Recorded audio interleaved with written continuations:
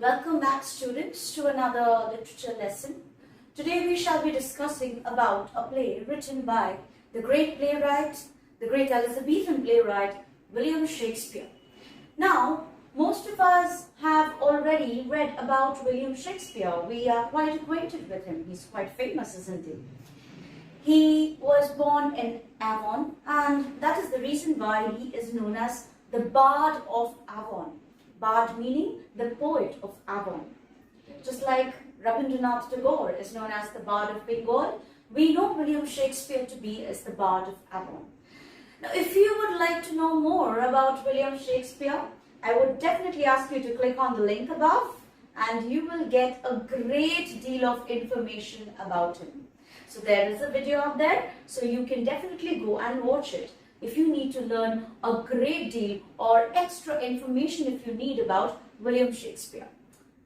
So coming back to our lesson right now, the Twelfth Night. What is the Twelfth Night? Now, Twelfth Night is a festive occasion. It's a festive period which ritualistically falls on January 16th or 12 days after Christmas. It was celebrated with a lot of pomp and splendor in Europe. Alright, and this definitely is a big day and a lot of celebration goes around this day, the Twelfth Night. And that is when William Shakespeare was inspired to write a play just typically celebrating this occasion. Now, there is nothing about the Twelfth Night or what happens on that day in the play, obviously in the plot, but the festive spirit, the celebratory atmosphere, we can definitely find that in the play. Now, the Twelfth Night falls under a genre, okay, which is known as comedy. Now, there are many genres of play, but of writing of plays that usually playwrights succumb to. But here we basically deal with, or we usually read about two very important ones. One is the tragedy, one is the comedy. Now, in tragedy, the playwright tries to instigate the audience to shed their tears. But in a comedy, what happens, it is that genre of play that definitely entertains the audience by playing with our lighter feelings. It helps us to keep, on a lighter note. But on a lighter note doesn't mean that it will not have a message. Comedies or every writing piece comes with a message, because that is where the playwright is the spokesperson who wants to say something to the audience with his work, okay, with his play. So the Twelfth Night has an alternative title, which is known as What You Will. Now, this was, the humor of Shakespeare, we can say, or this was his genius. This is basically implied by the man himself to the audience that, he's not very particular about the title. Now, in a previous video, in another video, if you go to this link that I told you, you might well find out that Shakespeare had, he was not very particular with giving a title to his work. He used to say, what's in a name? A rose would smell sweet if it had another name as well. So that was the genius of this great playwright. So here as well, or what you will, whatever you might want to call it, you can. It's a celebratory atmosphere. It's time of celebration. It's a festive spirit. So you can come over, you can pour yourself over during this time. So you can call it anything if you want to, or what you will. So that is how the play got an alternative title, or What You Will, whatever you may call it. You can give it any sort of a name after getting to know what the play actually talks about. So that's it. Now, coming to the genre, what category does this play belong to? It is, I already told you, it's a comedy. Now, it's not just a comedy, it's a Shakespearean comedy. A Shakespearean comedy is very different from all the other comedies of the Elizabethan era, of the Elizabethan age. There were other playwrights, there were other contemporaries of Shakespeare as well, but Shakespeare's comedies, they differ from their work, from their technique, I would say. Whether it's the plot, whether it's the characters, whether it's the message, everything is very different in a Shakespearean comedy. Now, it is basically a hodgepodge of a lot of elements. Like playwrights, they choose an element and they want to develop their idea around it and using that. But in Shakespeare's comedies, it is always a hodgepodge of elements which is considered to be light and entertaining to the audience. So that was his intention, to make his audience feel delighted and happy as much as he can with the portrayal of his characters and the execution of the plot. So that was the Twelfth Night. Also, it justifies all the aspects, or it showcases all the aspects of a Shakespearean comedy. Now, let us come to where this play is set. Okay, so basically for all other Shakespearean plays, it is either in Scotland or in England or maybe in Italy at times, or there may be others as well. There are others as well. But this play, this particular play, is set on an imaginary land, which is known as Illyria. Now, Illyria is it's very much associated with the word illusion. So you can definitely understand what the characters might be portraying. Yes, they might be in a sort of an illusion, or maybe what they go by, what their ideals are. It's all about an illusion, all right? They have an illusion of a lot of things. Now let me tell you, this play is, the main idea of this play is love. Alright, so the characters, you can definitely understand that they are under the spell of love. They are enchanted by love. They are under the illusion of love.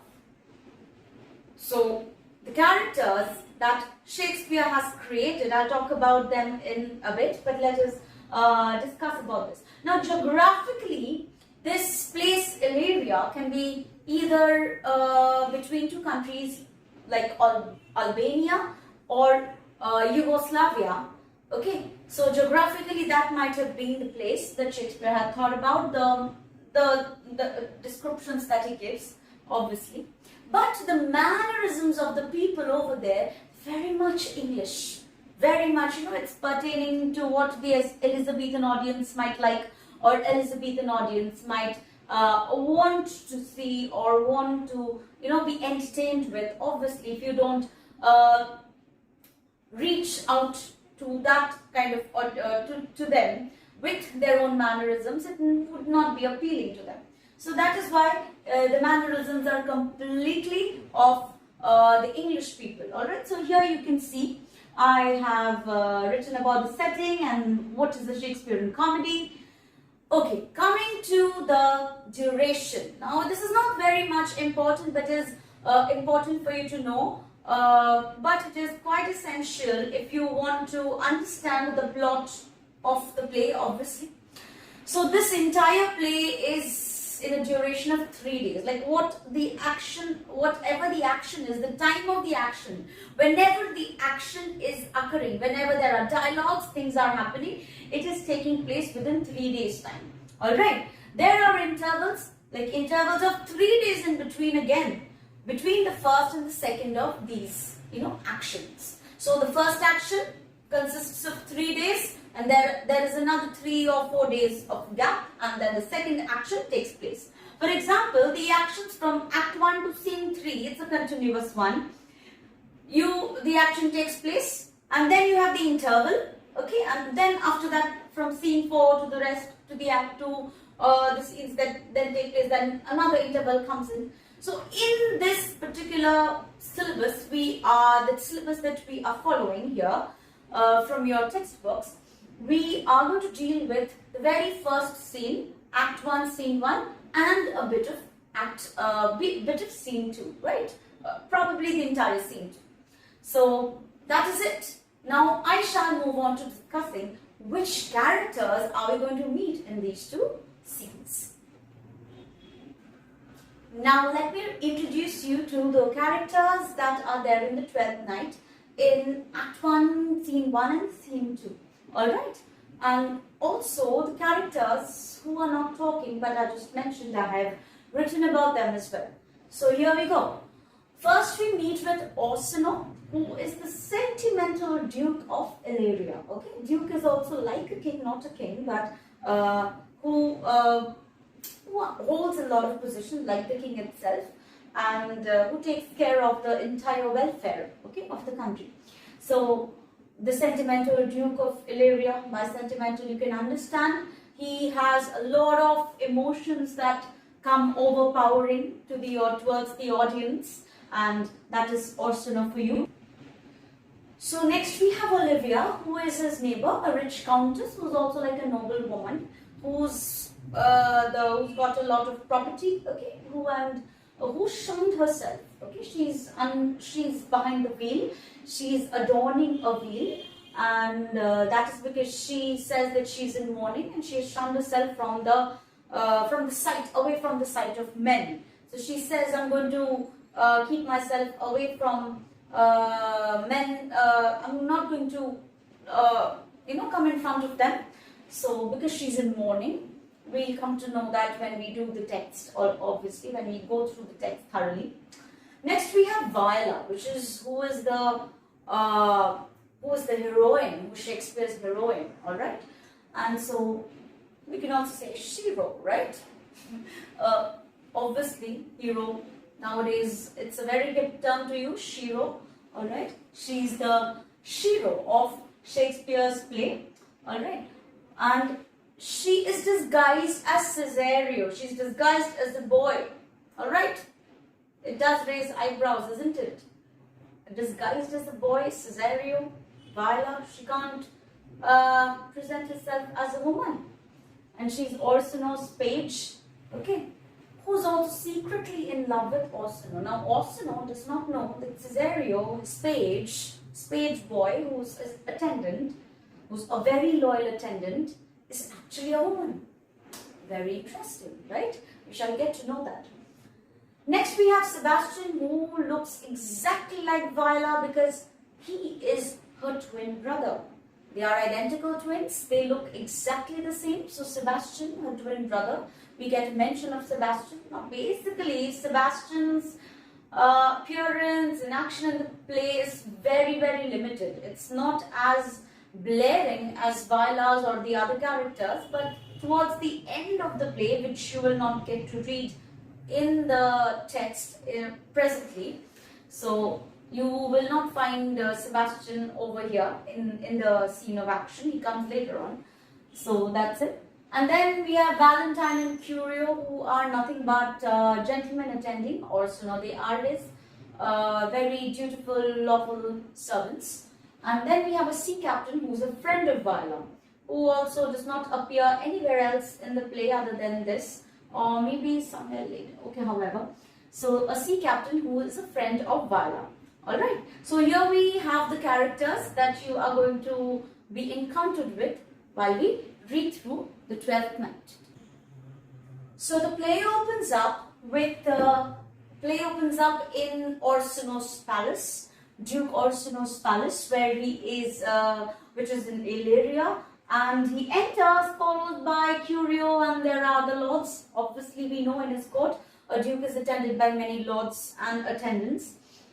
There are musicians who are playing a soft tune, a soft melody, okay, which is about to end. It's a very melancholic tone that definitely tugs at the sentiments of Duke Orsino. And when it is about to end, the Duke gestures for the musicians to keep on, to play on, to continue. What he says? That the music is food of love. Music feeds love, it adds fuel to love. It means that you can love even better when you listen to music, when you're inspired by music. Alright, so that's why he says, so it is the food of love, so continue playing the music. So because he desires to be entertained, he wants his love to, grow and grow. So until he has plenty of it, he wants to be fed with the food of love, which is music, at plenty, so that until his desire to listen to music, listen to it is killed. So at the point of, when he doesn't want to listen to it anymore, doesn't desire it anymore, he wants to listen to music till that point. So the music that is played is a very old tune, okay? And what he says after he has heard this music, that it came over him, he heard about this, and it felt, when he listened to the music, he felt it to be the sweet breath of air. Remember, air is wine in the west wind? Like that sweet breath of air. Though that was nostalgia, this is something else, this is love. So sweet breath of air, which is blowing through a bed of violets. Violets are flowers. And diffusing their fragrance. It is actually the entire room, wherever he feels that the fragrance is, it's smeared with the fragrance of the violets. The entire room is just fragrant with violets. It's similar to that. So listening to music, love is also like the fragrance of flowers, which is smeared in every corner.